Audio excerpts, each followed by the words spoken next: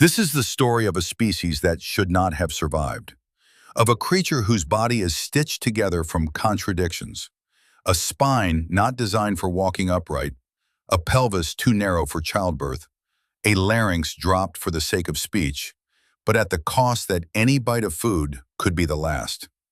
I'll tell you how a handful of such creatures ended up being the last and only ones, in a place where there were once others, no worse than they were. Right now, there are 8 billion of us on every continent, and once, only a few thousand on the entire planet after a catastrophic contraction of the population. And all around, not animals, other humans. Neanderthals, whose brains were larger than ours and whose bones were denser. Denisovans, discovered from a single finger bone phalanx of a child in an Altai cave. The dwarf Homo floresiensis, a meter tall. Homo naledi in South Africa, whose bones were pulled out through a narrow crack in the rock. Homo longi, a skull from Hubei, roughly 140,000 years old. About 20 species of human, living at the same time in the same valleys, by the same bodies of water. They hunted mammoths and buried their dead at Shanidar and La Ferracie. They painted on the walls of Spanish caves 20,000 years before sapiens arrived there. They interbred with us, and part of their DNA still sits in your cells. And then they vanished, all 19 of them, and only we remained, not the strongest, not the smartest, not the most adapted, simply those who are still breathing. And what would you have done in their place, in the place of those few hundred groups walking through the dry savanna 70,000 years ago, knowing that the neighbors beyond the ridge had died out last winter, and that the group beyond the river never came back from the hunt? What would have made you keep going when your body aches, when your wisdom teeth are getting in the way of eating, when childbirth is a lottery, and all around there are other, sturdier species of human? Listen, this story is about that. There is a structural defect hidden in your throat, and because of it, every year tens of thousands of people around the world choke and die. You have a spine originally not built for walking upright, and every second adult right now knows exactly what I mean, because their back hurts. And in each of your eyes, right in the middle of the visual field, there is a region where vision is completely absent, and you don't notice this hole only because your brain, every second, automatically fills in the picture, hiding the design flaw. That is what the crown of evolution looks like. Not the best, not perfect, just the one who is still breathing.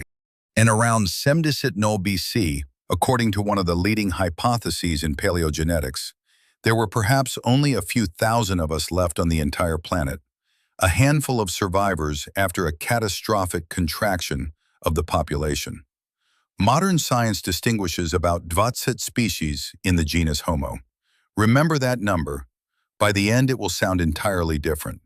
In school textbooks, our appearance is usually depicted as a simple arrow: Australopithecus, Erectus, Neanderthal, and us, the peak, the final point.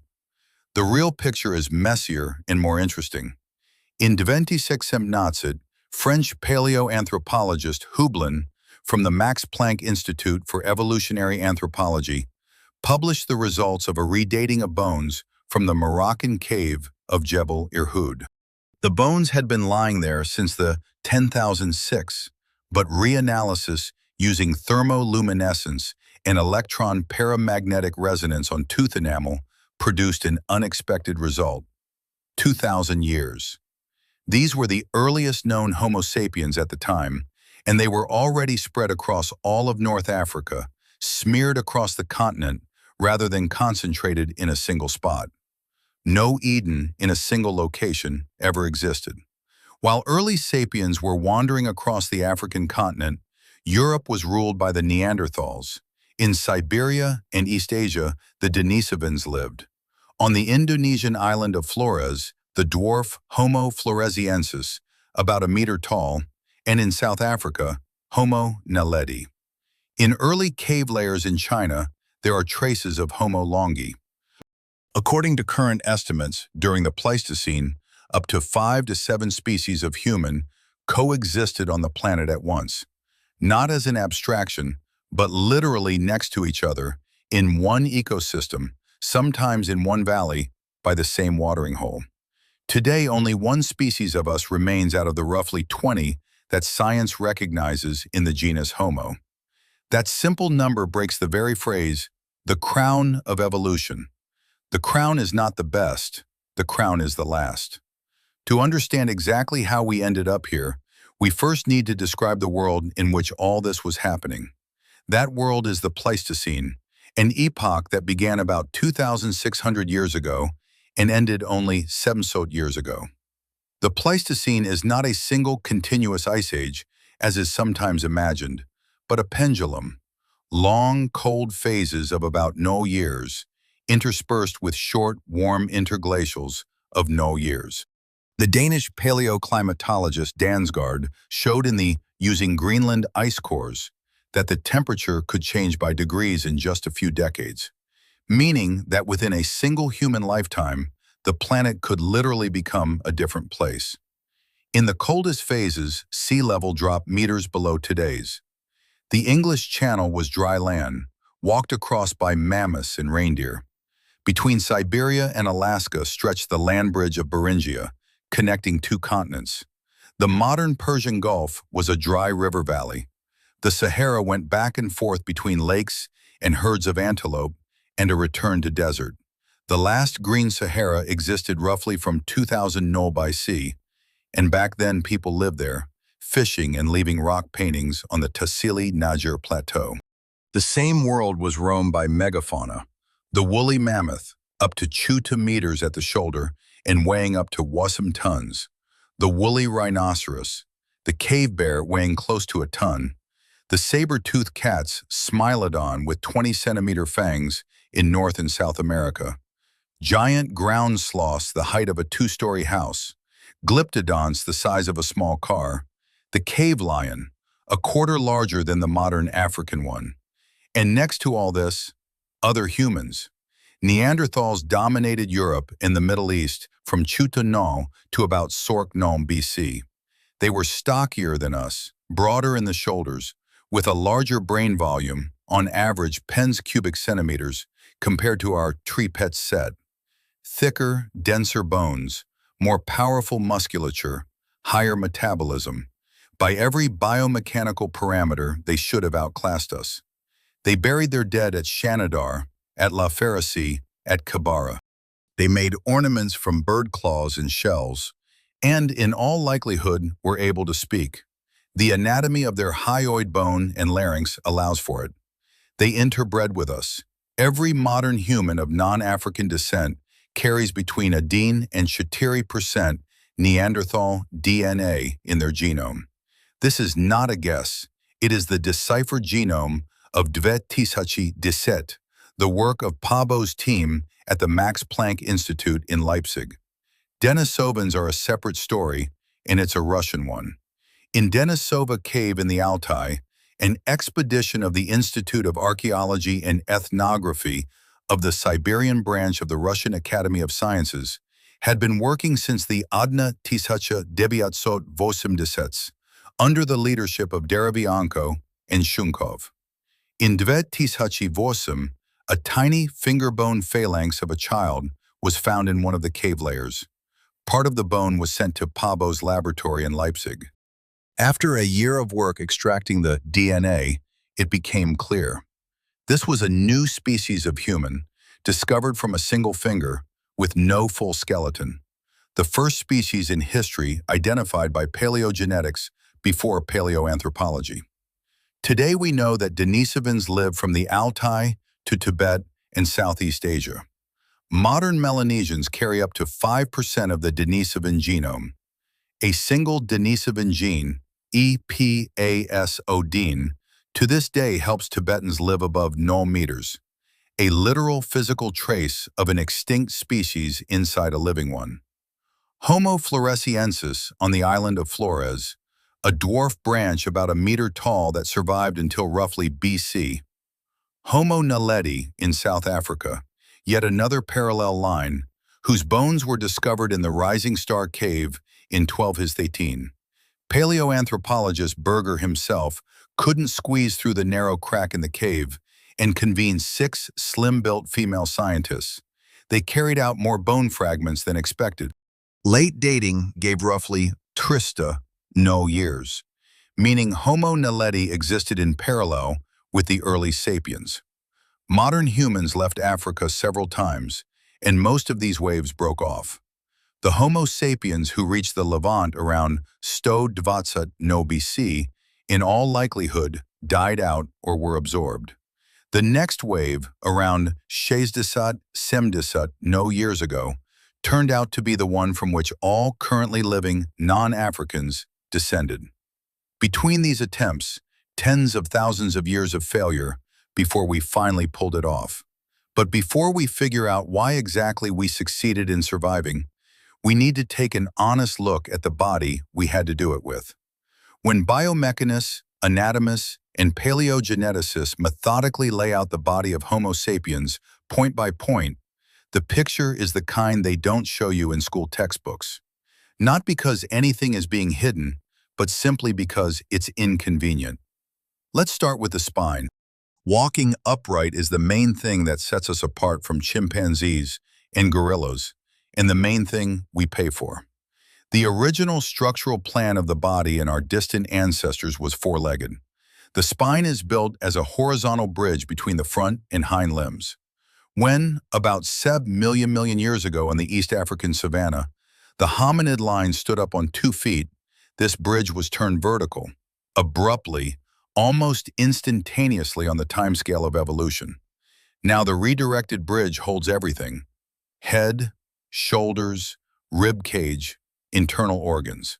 It acquired S-shaped curves, lumbar and cervical lordosis, thoracic and sacral kyphosis. These curves work as a shock absorber. Without them, every step would deliver a direct jolt to the skull. But the price of that shock absorber is permanent compression of the intervertebral discs and overloading of the lumbosacral junction.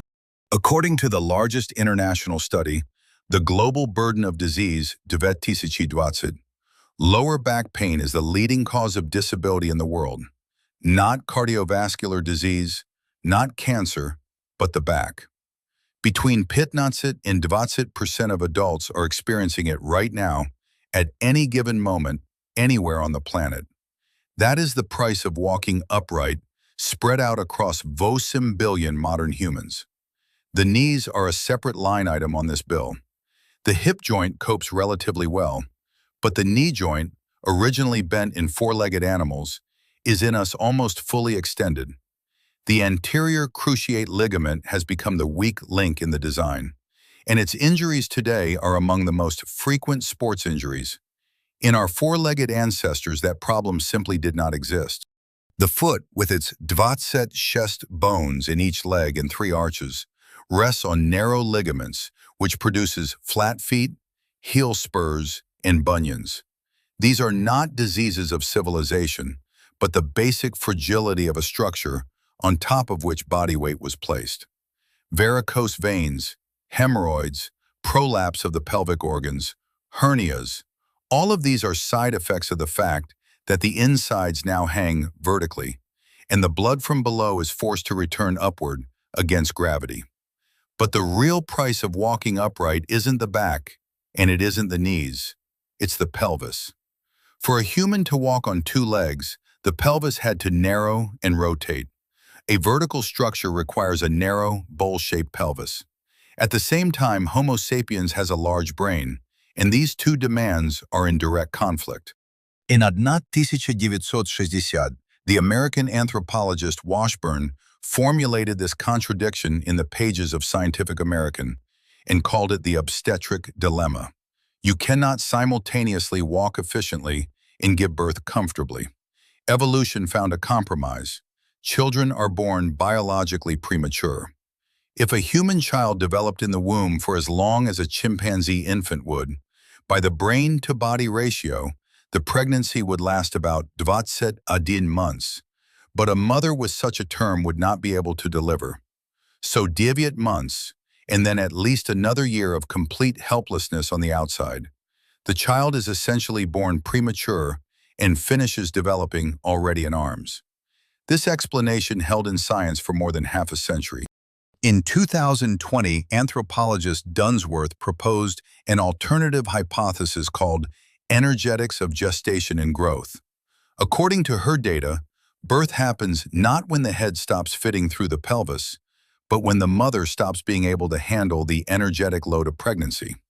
The problem is not mechanical, but metabolic. The mother physically cannot continue to feed both the fetus and herself at the same time.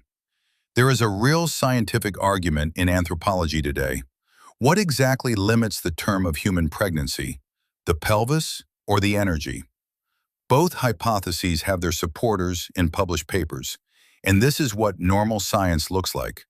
Not a single final truth, but a competition of explanations.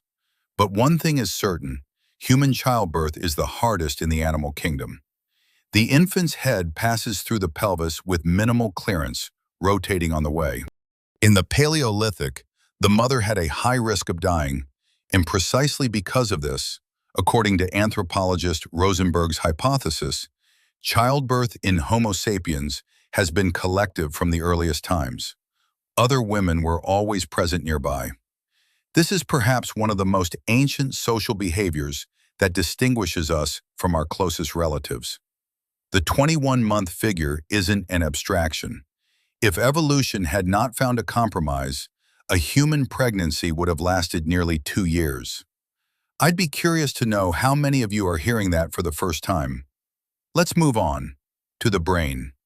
The adult human brain weighs about 1.5 kilos, which is about 2% of body mass, but it consumes 20% of all the energy we spend in a day, 10 times more than its share by weight would suggest. No other large mammal has that proportion. A chimpanzee brain weighs about 40 grams and consumes roughly 20% of daily energy. The difference is enormous. To feed such a brain, our ancestors had to radically change their diet. More meat, more fat, more calories from less food. The expensive tissue hypothesis, proposed by Aiello and Wheeler in 235, ties the growth of the brain to the shrinking of the gut. If you eat high-calorie food, the gut can be shorter, and the freed-up energy can be redirected to the brain, not in addition to, but instead of. The price for this is a long childhood. A Homo sapiens child remains biologically helpless for roughly 10 to 12 years until puberty, and no other large mammal allows itself such investment in a single offspring.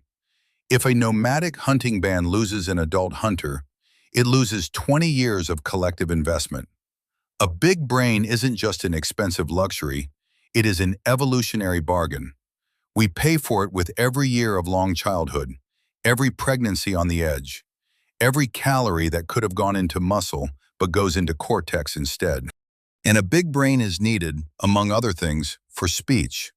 It was for the sake of speech that evolution did the thing that turned every meal of yours into a potentially dangerous undertaking. In all mammals other than the adult human, the larynx sits high in the throat.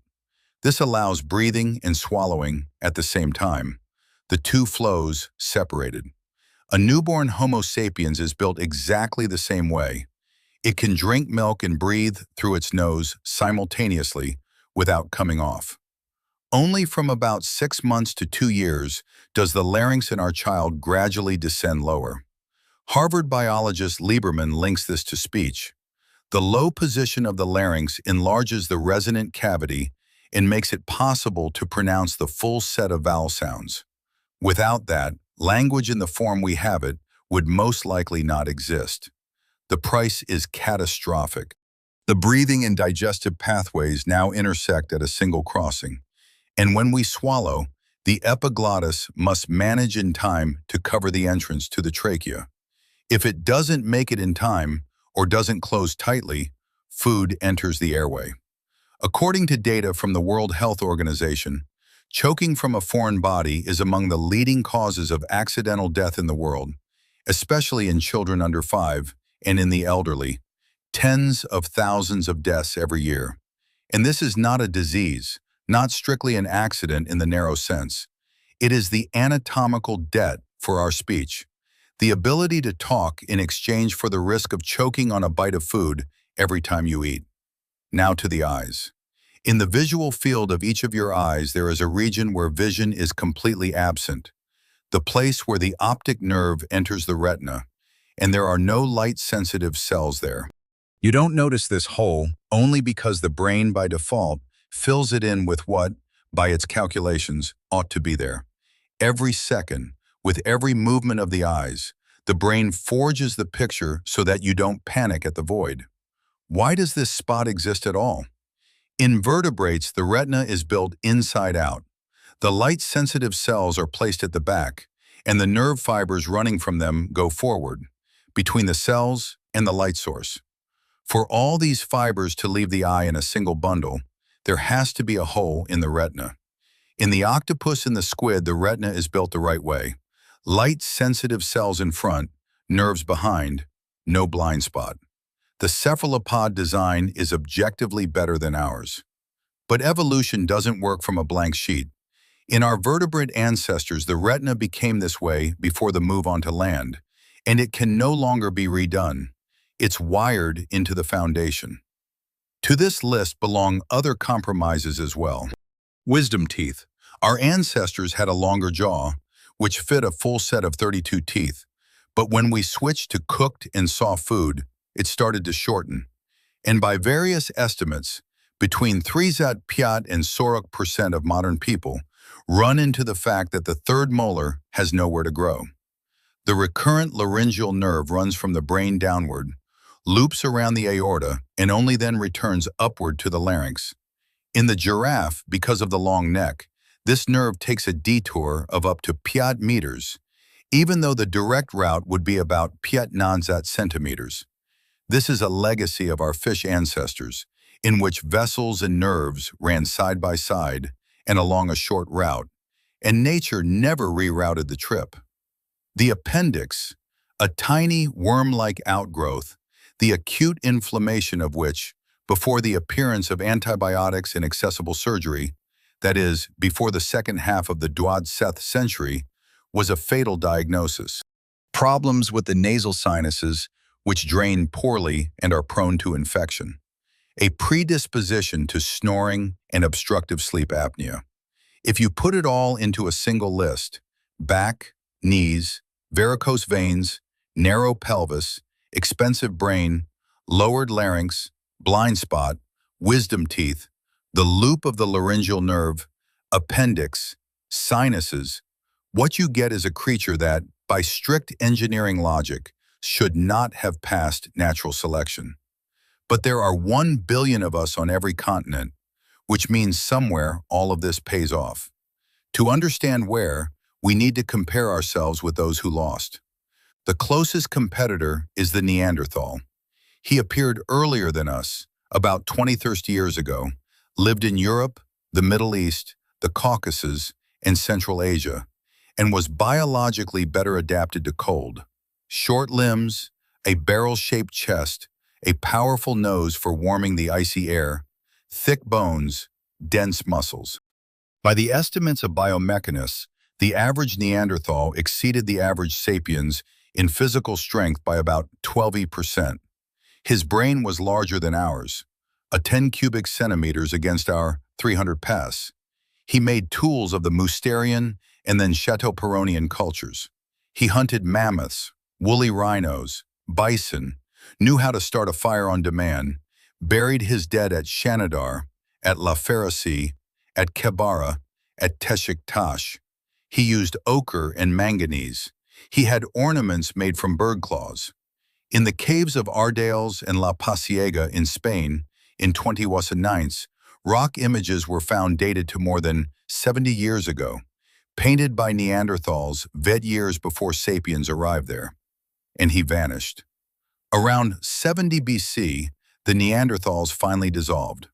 What happened is the central question of paleoanthropology over the last 30 years, and not a single hypothesis has been closed. The first hypothesis is competition. Sapiens came into Europe and took over the same ecological niche. According to one of the models, given a small numerical advantage of sapiens, they bore more surviving children, and over a few thousand years, the proportions changed for good. The second hypothesis is the social network. Back in the thousands, British archaeologist Isaac introduced the concept of long-distance exchange. Shells, ochre, obsidian found hundreds of kilometers from the nearest source. If there is famine in your valley, you walk to a friend of your friends 200 kilometers away, and they let you in. For the Neanderthals, by every archaeological indicator, such networks were significantly shorter. And this is one of the main answers to the question of our survival. We survived not alone. We survived because we were connected to others. And that connection served as insurance against hunger, spread across hundreds of kilometers and dozens of groups. The third hypothesis is technological. Sapiens made spear throwers, which made it possible to take down large game from 30 meters, whereas Neanderthals for the most part worked with a short spear at close range. This is an entirely different statistic of injuries and deaths of hunters. From the bones you can see, Neanderthal men had characteristic fractures and dislocations, like modern rodeo cowboys. Sapiens had noticeably fewer such injuries. The fourth hypothesis is climatic. From Sorokpai to Sorok-Nol BC, Europe was shaken by a series of sharp cold spells, including the eruption of the Campanian ignimbrite in Italy, a catastrophic volcanic event that hurled tons of sulfur into the stratosphere. Neanderthals, with their narrow niche specialization, may have lost out in this period more often than the all-purpose sapiens. The fifth hypothesis, which does not cancel the others, is absorption. Some Neanderthals simply dissolved into us through interbreeding, and in every one of your cells, there is a piece of Neanderthal genome. They didn't die out in the strict sense of the word. They are partly us. Most likely, all five worked at the same time: competition, the social network, the spear thrower, the climate, genetic absorption. We survived not because we had a better spine or a convenient pelvis. We survived in spite of them, compensating for anatomical defects with social complexity, with behavior, with the ability to negotiate. One artifact from Russia puts everything in its place, and I myself couldn't believe it for a long time. I had to recheck across several sources. Near Vladimir, in the valley of the Klyazma River, there is the Upper Paleolithic site of Sungir, discovered in 10,000 Piset Pag. For a long time, it was excavated by the Soviet archaeologist Otto Bader. In one of the burials lay a child and an adolescent, head to head, as if they had been deliberately joined in this position. On them were found more than decet null beads of mammoth ivory, each one drilled through, strung, painstakingly made. By the estimate of experimental archaeologists, the production of these beads took at least decet null person-hours of collective labor. The age of the burial is about Trizet null BC, that is 30,000 years ago. A group of Ice Age hunters whose average life expectancy was Trizet Sorok years spent years of joint labor to bury two children in ornaments. These people had no surplus food, no surplus warmth, no surplus time, and they still poured that time into farewells to those who would never come back. That is the compensatory mechanism. Not a better body, but a better connection between people. Not durable bones, an expensive symbolic life. The echo of Pleistocene compromises in the modern body can be heard everywhere. Lower back pain is the most common musculoskeletal complaint and the leading cause of lost work capacity in the world. The cesarean section, performed today on roughly 1 in 5 or 6 women giving birth, is essentially the medical answer to the obstetric dilemma. Appendectomy is one of the most frequent emergency operations in any country. The removal of wisdom teeth is mass dental practice. These are not the diseases of progress. These are the bill issued by the Pleistocene and still being paid to this day. Against this background, the 20th century has become the golden age of paleogenetics and paleoanthropology, and several revolutions happened almost simultaneously. Before 2010, it was thought unlikely that the genome from bones, tens of thousands of years old, could be read in full. Today, the genomes of the Neanderthal, the Denisovan, and sapiens, no years old and older, have been read. In 20,022, Pablo received the Nobel Prize in Physiology or Medicine for the development of paleogenetics, the first Nobel Prize in history based entirely on work with extinct humans. In 20,017, paleogeneticist Meyer from Leipzig showed that human DNA can be extracted directly from the soil of cave layers, without bones, without teeth, simply from clay.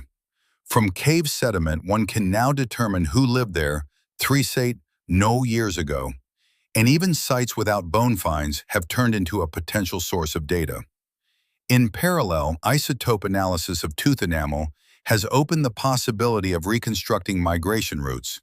From a single tooth, you can understand where a person was born 3 no years ago and where they moved by the time of death. This gives maps of movements that no previous generation of scientists had. And the more data, the more open questions. Was there even a bottleneck, no years ago at all? The idea that during this period our species shrank to a few thousand individuals was originally tied to the supervolcanic eruption of Toba in Sumatra around 74 nol BC, the most powerful volcanic event of the last million years. In 2013, a study of sediments from Lake Malawi was published. Tephra from Toba is present there, but no mass biological losses are detectable. Life went on almost unchanged. After that work, the hard version of the Toba catastrophe began to fade into the past. The softer idea of multiple bottlenecks in the late Pleistocene, however, remains. According to one 2023 paper by a research group from the Chinese Academy of Sciences, around 20 years ago, the number of our reproducing ancestors may have dropped below 2 null individuals, and stayed at that level for more than 100 years. If this is confirmed, then we are talking about a bottleneck even more severe than was previously thought. In 2020, from the Chinese province of Hubei, news came of a skull about 100 years old, which some scientists interpret as yet another separate human line, Homo longi. Every few years, the picture grows more complex. More lines than we thought. Interbreeding happened more often. More dead ends. Was there some decisive genetic step in our survival?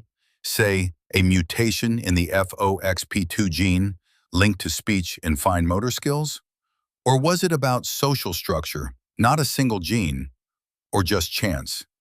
In our genome, there are several hundred significant differences from the Neanderthal one, but which of them turned out to be decisive is still unclear. And the main question sounds like this: why exactly did we end up being the only ones? With slightly different climate in the late Pleistocene, today perhaps we would be speaking 3 or 4 human languages, and some of them would be sounding on Neanderthal vocal apparatuses. This isn't fantasy. This is a serious counterfactual hypothesis that anthropologists discuss seriously. The more data accumulates, the clearer it becomes how little we still know about our own species. This is not a story of science being wrong. This is a story of how science works. Hypotheses compete, methods evolve. The past keeps being refined as we learn to read it more deeply. Let's come back to the number 20. I named it at the start and promised that by the end it would sound different. Right now, 70 years before anyone first utters the word evolution aloud, somewhere in East Africa, a group of 30 people is moving. Women, children, men, a few spears, hides, little pouches with embers for fire. They have just walked several hundred kilometers across the dry savanna. Their neighbors in the valley beyond the ridge, also sapiens, died out 2 winters ago from infection and hunger. Another group beyond the river never came back from the hunt last season. By one of the leading hypotheses, there are several hundred such groups on the whole planet right now. and each one has a few dozen people. From every other one of them, no paleogenetic trace will remain. They survive on sinew, on fire, on someone's story told around the evening campfire, on a bead passed from a neighboring tribe, on the knowledge of where the water is in this valley. Their backs already hurt. Their wisdom teeth are already in the way. A woman from this group died last spring in childbirth. They have all of this, and they still keep walking. These few hundred groups, that is the bottleneck through which all 1 billion present-day humans passed, without a single exception. Your spine, your blind spot, your narrow pelvis, your expensive brain, that is them. That group walking across the dry savanna, no BC. They made it through, and they are you. 20 species of human were in this house. 19 left. One remained. Not the best, not the strongest, not the most perfect, simply the one who has not yet lost. Maybe a human being is not a mistake of evolution. Maybe evolution doesn't make mistakes or masterpieces at all. It simply sorts through compromises, and at some moment one of them turns out to be clever enough to last through one more glacial swing, and one more, and one more. We are not the crown, and we are not the summit.